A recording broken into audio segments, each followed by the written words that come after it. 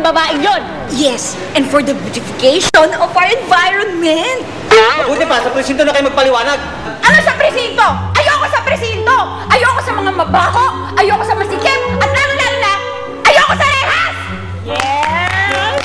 Pwede! At hindi nyo kami pwedeng ikulong, ha? Hindi! Hindi nyo kami pwedeng kulong dahil hindi kami mga kriminal! Ano mo yun? Sira ulo lang kami! Ha!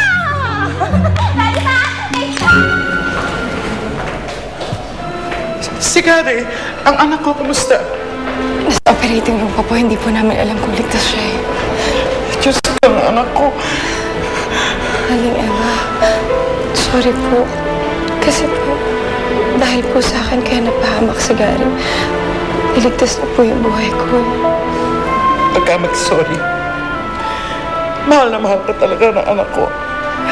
Handa siyang ibuwis ang buhay niya para mailigtas ka. Pandasal na lamang natin siya. Doc! Doc! Yung anak ko po. Na-survive niya ang operation. Pero sa ngayon, critical pa rin ang kondisyon niya. Hindi pa rin namin masabi kung makakaligtas siya. Excuse me po, may gagawin lang. Anak ko. Gary.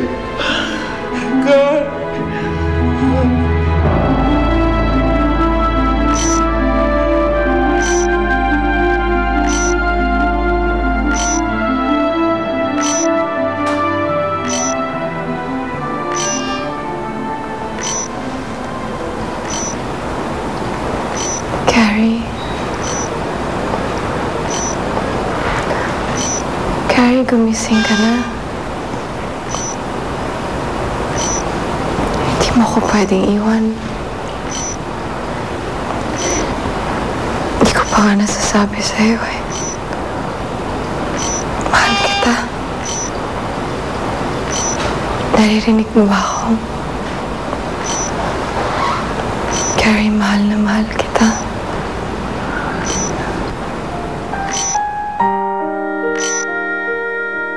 Mahal mo talaga siya, ano?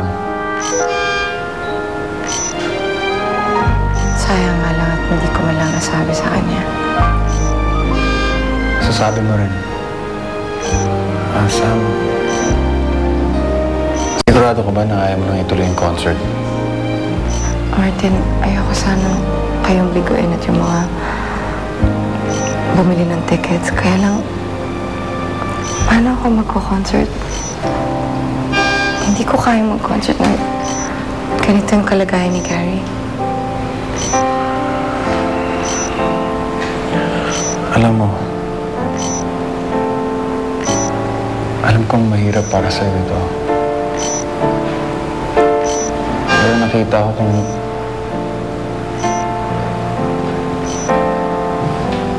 paano pinaghirapan at pinaghandaan ni Gary yung concert mo. Lahat ng yung ginawa niya para sa'yo. At kung gising siya ngayon, alam ko na sasabihin niya. Sabihin niya sa'yo, Sam, tuloy mo yung concert. Tsaka isa pa, huwag mong hayaang magtagumpay yung Tiffany na yun.